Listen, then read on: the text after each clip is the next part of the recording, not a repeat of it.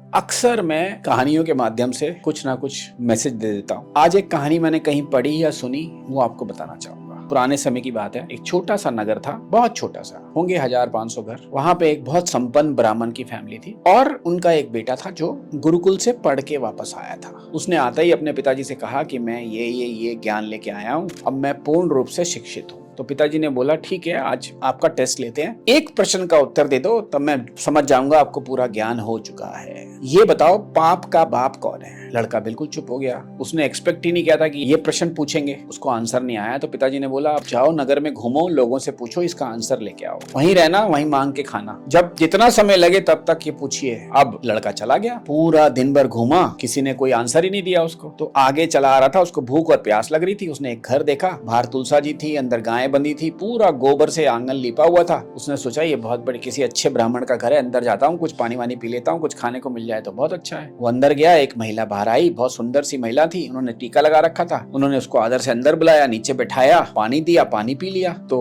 ये बोले कि आप बहुत उच्च कोटि की ब्राह्मण लगती हैं, आपके घर में गाय है, तुलसी है, गोबर का लिपा हुआ पूरा आंगन है, घर भी गोबर से लिपा हुआ है। तो वो बोली मैं ब्राह्मण तो नहीं हूँ, मैं नगर वैश्या हूँ। जैसे ही इसने नगर वैश्या सुना, इसको एकदम उल्टी हो गई और ये विचलित हो गया और ये इसने उसको गालियां निकालनी शुरू कर दी कि वैश्या तूने अपनी जात दिखा दी, मेरा धर्म भ्रष्ट कर दिया। इस तरह से इसने बोलना शुरू कर दिया। अब वो बिल्कुल अंदर से ना जल भुन गई। जब तक तो वो इसका आदर कर रही थी और वो बुरी तरह से जल भुन गई। उसने इससे पूछा कि आप मेरे घर में आए क्यों थे। वो तो बोला मेरे पिताजी ने पाप का बाप ढूंढने के लिए भेजा था, तो मैं तो वो ढूंढते ढूंढते आया, मुझे भूख लगी, मैं अंदर आ गया, आपको मुझे बताना चाहिए था आप वैश्या हो। अब तक वो बिल्कुल जल भुन गई थी। अब उसके अंदर आ गई बदले की भावना। उसने बोला आज मैं इसको बहुत जल्दी बता दूंगी पाप का बाप क्या है। वो बोली अब आपके कपड़े भी गंदे हो गए हैं, आप अशुद्ध तो हो ही गए हैं, सामने नदी है, जाके नहा के आ जाइए। अब ये साहब नहाने चले गए, नहा के आए तो बिल्कुल गीले थे, कपड़े चेंज करने को थे नहीं। अब वैश्या अपने असली रूप में आ गई। उसने इनको सहलाया फुसलाया और फिर इनके साथ है तो मनुष्य ही, वो सब हुआ जो इनको नहीं करना चाहिए था। वैश्या अपने पूरे रूप में आ गई। जब वो सब हो गया तो ब्राह्मण को होश आया, ये क्या कर दिया मैंने, ये मेरे से क्या हो गया, पूरी तरह से पछताने लग गया। तो उस